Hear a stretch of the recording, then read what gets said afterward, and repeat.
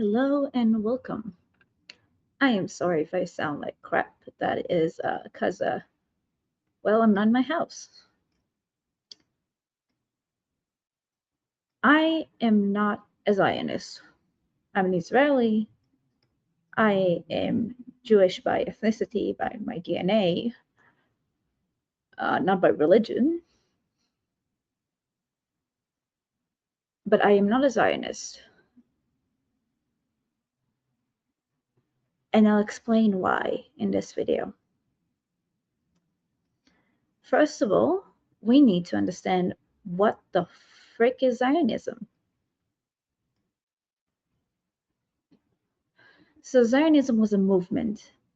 It emerged in the 19th century and basically is a result of a lot of persecution. Now, keep in mind the word Zionism comes from Zion, which is Jerusalem. And let's be honest, ever since the Jews got kicked off from Judea or Syria, Palestina, however you want to call it, they been slowly, very, very slowly, and very little at a time, were migrating back to Zion. We know that there was an untouched community of Jews that was 3,000 years old, not just like, oh, was once and then returned. No, I mean an untouched community that stayed at that land for as long as Jews were a thing. So technically, Zionism, at its earliest form, we can say there is the religious Zionism, which was the earlier version. They pray, Jews pray every year to return to Zion. Next year in Zion, like next year in Jerusalem. And that's kind of an inherent right in that specific land. And then there's Zionism, which is a modern Zionism, we can call it, which was a secular movement. It didn't really had anything to do with religion. It only later had more people that are religious that were drawn to it. But it began because of persecution. The entire goal of the Zionist movement at the very start was to create a safe state for the Jews so they can live freely. Now that state is a thing. At the start, by the way, there were multiple options for lands that were controlled by empires or that didn't really have official states yet. One of them was back then what European called Palestine, because it derived from Syria, Palestina, and what a lot of the locals, they're called South Syria. Some just called it another region, a general region of the Ottoman Empire. Obviously, that would be the more ideal place because we knew that the Jewish people as a people had a lot of history, whether you believe the Bible or not. And I'm an atheist, I do not believe the Bible. There is undeniable proof that Jews were there for thousands of years. And you already had communities of Jews that's already there. And you had some religious Jews that started to also get involved with Zionism, and they wanted it to be where their history is. There wasn't a state there, it was a part of an empire. You had some people living there, but that's no problem. They can be part of that state. So Zionism as a movement is basically over because the entire goal of Zionism was achieved.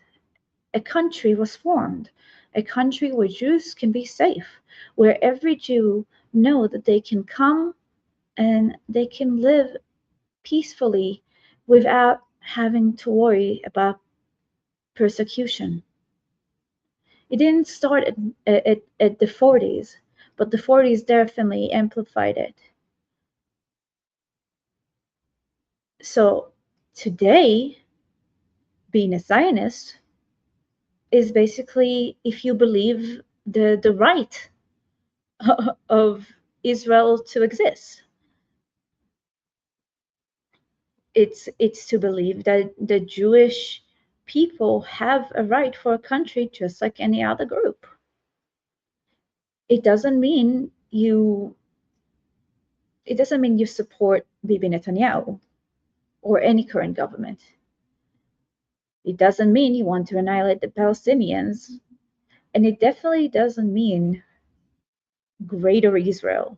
The conspiracy theory that though a very, very fringe minority of ultra-Orthodox Jews believe, is definitely not the mainstream and definitely not the thing that runs this country. I remind you, this country was built upon secular values. Zionism was not made to be this colonial force that takes over the land and gets everyone out. No, because when you look at Israel today, it's actually quite telling, because around 20% of the population is Arab. Another 5% are from all different types of nationalities, and only 75% are Jews. I mean, only, it's a majority. But at the end, that was the entire goal of the state, the right of return for Jews. That's a policy that helps and that was made to combat anti-Semitism. It came from a necessity, and some might say that it's still necessary today. The whole goal of the making of this country is to have a safe place for Jews. It doesn't mean you want to expel anyone. It doesn't mean they try to expel anyone. When you look at the history of wars, we can go into it, but that will be a long debate. But then you ask, wait, that all sounds like pretty reasonable. So why are you anti-Zionist? I'm like, oh, I'm not anti-Zionist, but I'm also not a Zionist. I'm not opposed to the idea of people having a right to have a country. I just don't believe that anyone has a right to have a country. You can say I'm pessimistic or realistic, whatever you want to call it. But basically, I believe that any group that wants to have a country needs to put the efforts towards it, and they either succeed or they don't. Now, it is great. No one is obliged to help, but it is great when people help each other, where other countries help each other. But I don't think anyone has inherent right to have a country. So why do I support the existence of Israel? Well, first, because it already exists, and I do not want 9 million people, well, 10 million people at this point, to just be erased, especially when I'm one of them. I'm not, I do not want to commit Sudoku, I promise. But in general, just like I don't want any other country to just not exist. Zionism does not mean you have to be against the Palestinian state. Is actually kind of supportive of it, because when you look at 1948, when we chose the name Israel for the country, there were different names that were brought up, and people don't really talk about it, but one of the names was Palestine. And one of the reasons that we didn't go for the name Palestine is because we figured that there are Arabs that live here, and they don't really call themselves Palestinians, but maybe they would want to call themselves Palestinians. We came, we looked at the UN plan, we decided, hey, okay, maybe not ready now, but that is an opening for an Arab country or Palestinian country or whatever you want to call it. And they would probably want to have their own country. So let's just derive a name from Judaism. In the Declaration of Independence, again, it's a very secular, Zionism was a very secular movement. It called to invite any non-Jew that lived in the area.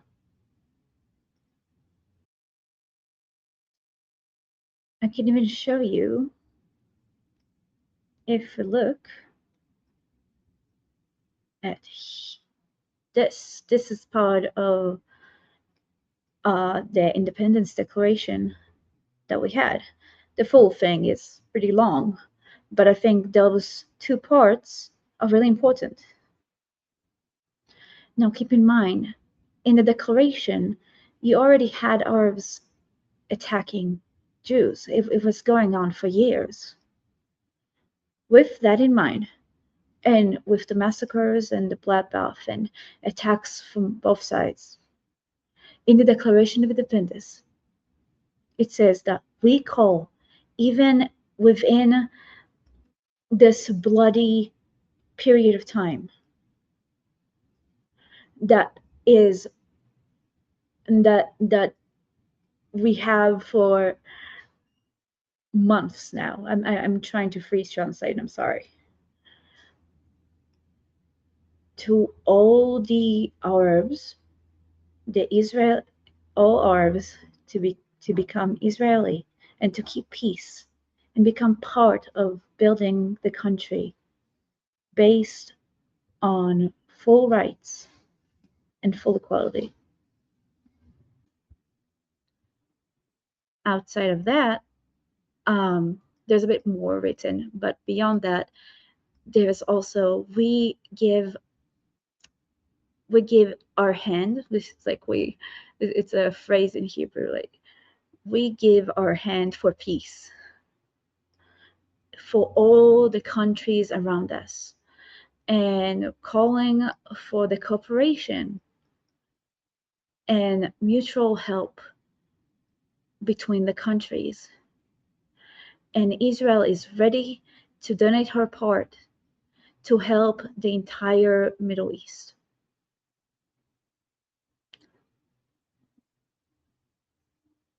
So even in the Declaration of Independence, like I said, Zionism was a very secular movement. It never, I'm sure there's some voices or some quotes you can take out of context, but it's been a pretty base thing in Zionism that everyone should be able to be there. The only thing that matters is that it's a safe place that can be for the Jews. Now, whether you think that's fair or not fair, of like what that Jews have a right to return, that's one thing. But the reality is that there has been persecution everywhere. And in the US, they didn't let a lot of Jews come in. In Europe, there was persecution almost in every country. In the Arab world, there was persecution. People don't really talk about the 850,000 Jews that just disappeared off the map. A lot of them came to Israel. Around 800,000 managed to make it, and it is estimated that around 1 million have tried to escape. Till this day, we do not know how many people died there. So whether you think it's fair or not fair, the reality is at that point, I am sorry, but Jews could not give less of a fuck about what other people think. They wanted to survive. So again, why am I anti-Zionist? Why am I not a Zionist? That should be a really good reason for me to be a Zionist, because again, that's not why I support my country. I support my country to exist because we've been protecting ourselves. We, before even the country was formed, we made organizations, we bought land, we cultivated desert, we made the desert blue. Not everywhere, but in plenty of places. We built communities, we built infrastructure, and we made diplomatic deals with multiple parties so we can get more money, so we can get more donations, so we can get more support to create that country. There's nothing wrong with getting help to create a country, especially when you are a lot of refugees in crisis. I don't fault people to do that, and I don't think that's a bad thing, especially those days, especially after all this persecution. But the point is, there was active effort that was made, and people that made farms to teach other Jews how to farm. They reached out to people in the land. There was a lot of bloodbath. Let's be honest. Nothing was like peace and dandy, but nothing was peace and dandy even before the Jews arrived.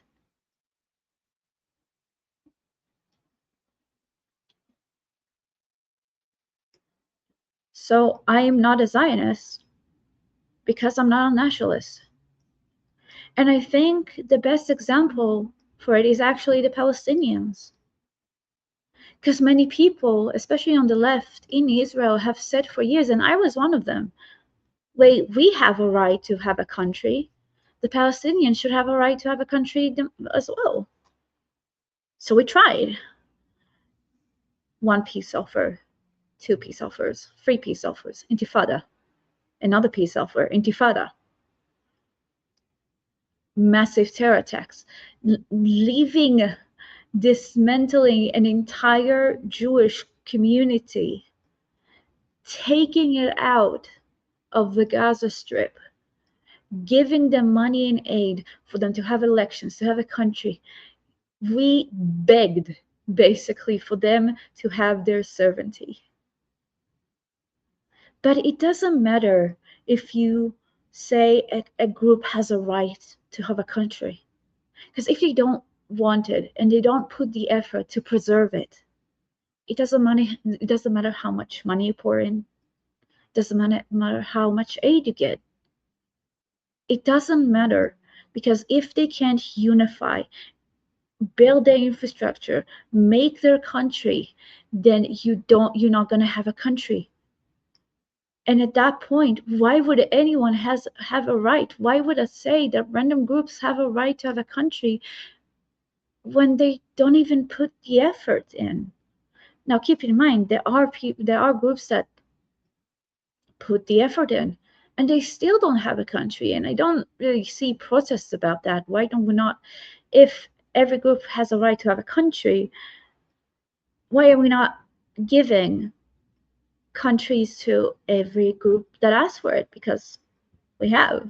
I think Spain knows that better than most, but they won't give another country, or China and Taiwan. But Taiwan won't get their own country, even if we decide to recognize it as their own country. And that is the unfortunate thing that is called reality. Empires come and fall, countries come and fall. I don't want my country to fall, but I also know that we've been playing the long term. We've been playing political games, and we've been defending ourselves. And the reason our country is still a thing is because we preserve ourselves, because no matter how much aid the US gives us, and keep in mind, the US started giving us aid only in the 70s. That's after, what, 4 wars?